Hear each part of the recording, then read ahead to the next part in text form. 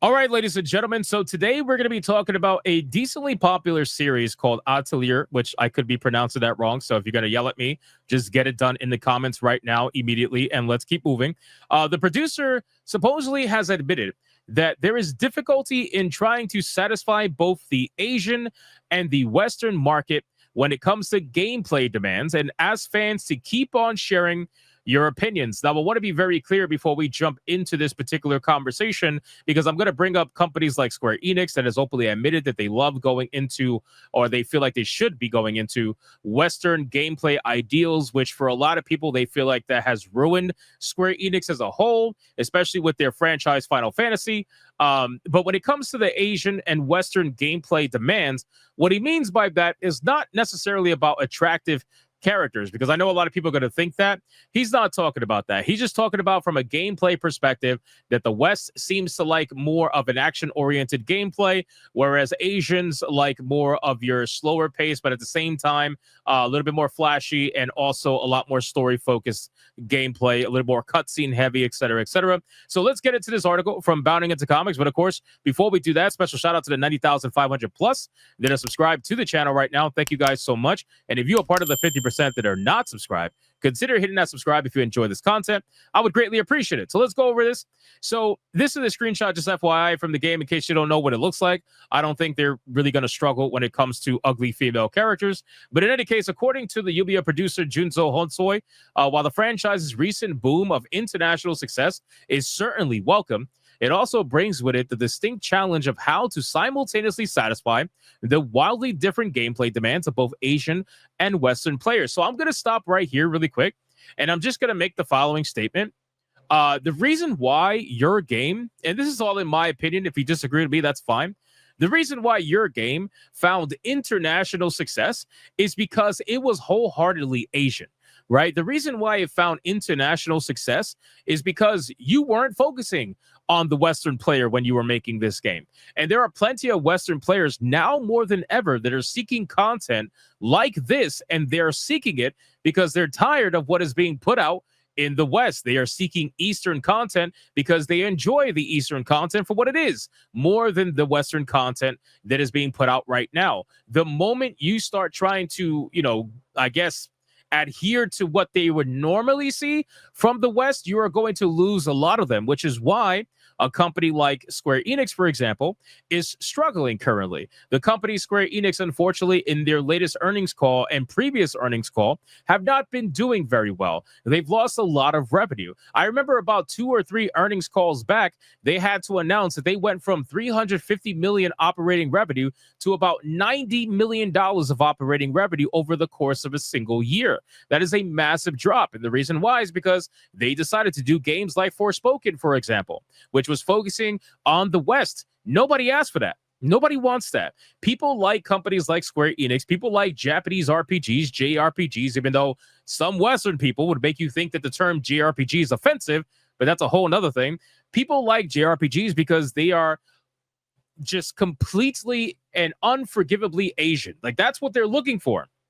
They don't want Western content. They don't want Western ideals. They don't want Western characters. They want characters they know are wholeheartedly Asian through and through, and that's what they're seeking. Your game found international success without ever adhering to Western ideology. Why you would even try to balance it now just kind of shocks me, to be honest with you. I will look at it and say, wow, the West is thoroughly enjoying what we're doing. Hopefully they enjoy the future of what else we're going to do. But at the end of the day, we know that this is an Asian game.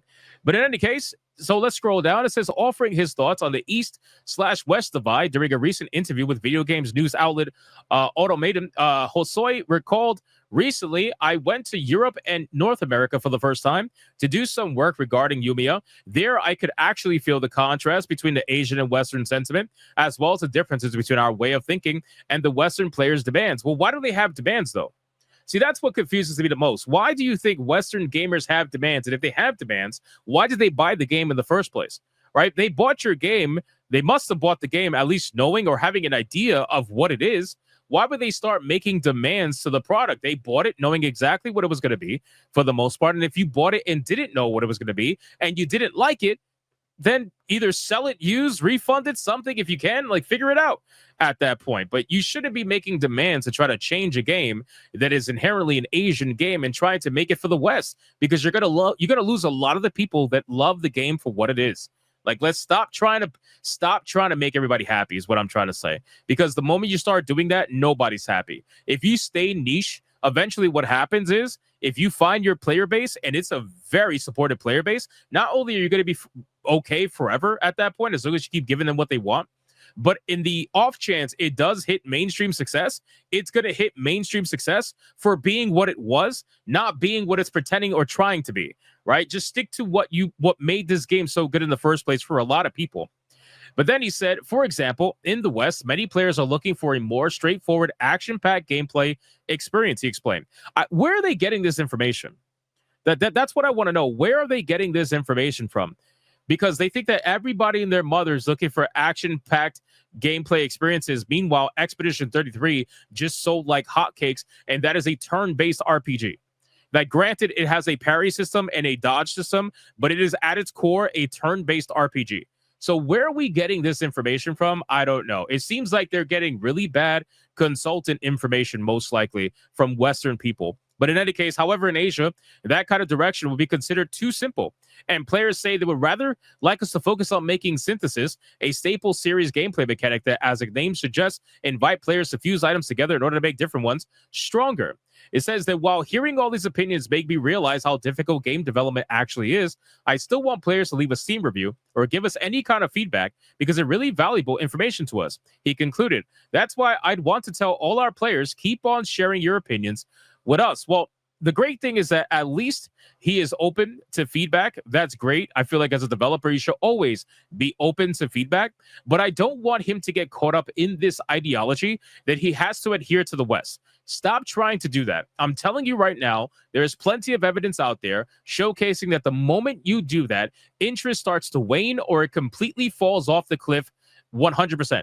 Don't do that. Just stay to what is which is, it's an Asian game. Just stay to what it is, and I'm sure you're going to find more than enough of a fan base out there, because again, you supposedly found international success with your latest release, and you did that never once bending to the West. There's no point in starting to do that now. Just stick to what you are, and I'm sure plenty of people are going to enjoy your product, and you'll make all the money in the world. Once you start trying to make everybody happy, you're going to play a very dangerous game that not many people, if any, have won. Though the producer was explicitly talking about the difference in East and West gameplay demands, some on social media had a knee-jerk reaction to the headline. As the Atelier franchise goes global, the dev team is torn about how to reconcile Western and Japanese players' vastly differing demands, and presumed he was instead talking about each region's differing views on supposed attractive characters. Now, you can't exactly blame people for thinking that that's what they were talking about, because that usually is the topic of conversation. Just look what's happening with Stellar Blade, right? Stellar Blade is getting hated on by nearly every single Western mainstream establishment that's out there, whether they're journalists or content creator shills or whatever the case may be. They're hating on this game simply because they call it gooner bait. They call it a game that, oh, if it wasn't for the attractive character, nobody would care. Meanwhile, there's people out there with hundreds of hours of gameplay. There's people out there that have platinum trophies because they did every little thing to do in the game. And meanwhile, they want to simply make the conversation about how hot Eve is. And then they want to blame you and say, well, you're the one that's doing that. No. It's you guys. You guys are the ones that are making everything the topic of conversation when it comes to Eve. And the only reason people are bringing up Eve in your presence is because they know it pisses you off. Right? They know that they could troll you very easily. They know they could get an emotional response out of you by mentioning how hot Eve is. So the moment a gaming journalist shows up, everybody suddenly wants to talk about how hot Eve is because they know it's going to piss them off. That's basically what it is. But in any case, however, while he did not admit during a 2023 interview with Nintendo Life that the series was making a conscious move away from fan service in service of a wider audience appeal, it should be explicitly noted that the topic of character designs and art styles did not come up during his recent talk with the publisher. Further, despite the shift in art direction, fans can rest easy knowing that the franchise is still delivering its fair share of attractive female characters, from the ample-chested Yumia to the Atelier Ryza, Line's titular heroine with her huge personality, to the upcoming lead of the game, Rias Idris, or something along those lines. I don't know if I'm saying that name right. Probably not. But ultimately, in the light of various responses that their coverage received, their topics ranging from gameplay, art direction, or otherwise, they both thank their fans for their feedback and promise will make sure to get your message across to the devs at Koei Tecmo.